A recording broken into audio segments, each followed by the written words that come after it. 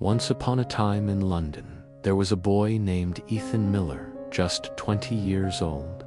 Ethan had a secret fear that controlled his life.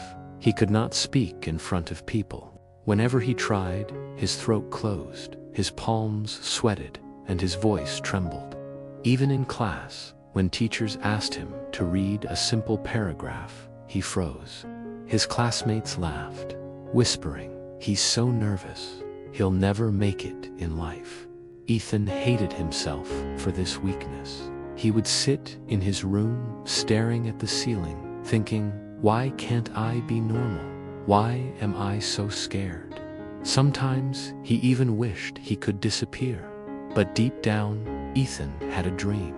He wanted to become a lawyer, a man whose voice could change lives. The dream felt impossible because speaking was his greatest fear, yet he could not let it go. One night after another embarrassing day at school, Ethan made a decision.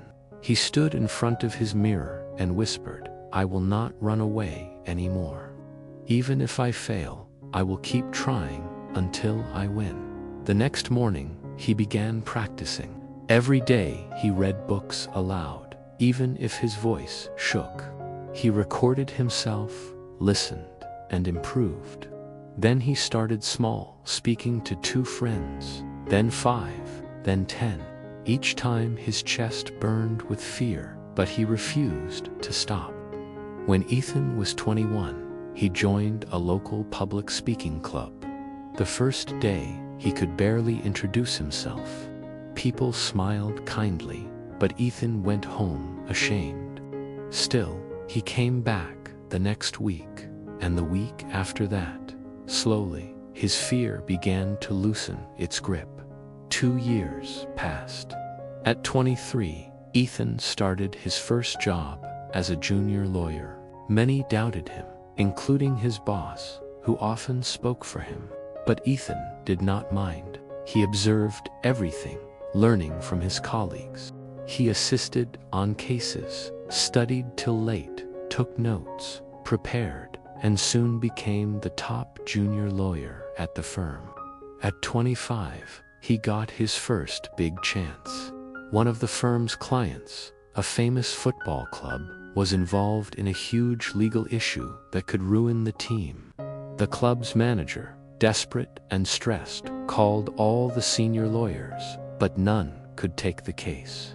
Then he remembered Ethan, the quiet boy who worked tirelessly. "You have a good reputation," the manager said. "I need you to represent us." Ethan felt his blood run cold. This was his biggest nightmare, but he knew he had no other choice. He accepted.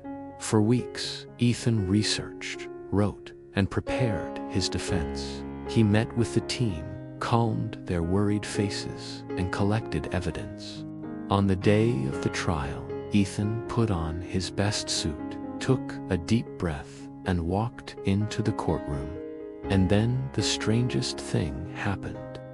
As he began to speak, he felt a calmness inside. All the evidence he had collected, all the hours he had practiced, all the rejections he had faced, led up to this moment. And as he spoke, his fear vanished. His words were sharp, precise, and powerful. He countered the opposing lawyers' arguments with ease. He presented his evidence. He made the jury see what was hidden. He made them feel what his client had endured.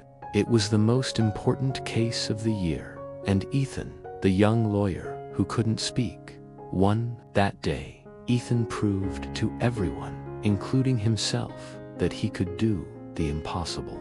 One day after winning a huge case, a young student came to him and said, "Sir, I want to be like you, but I'm scared to speak in front of others."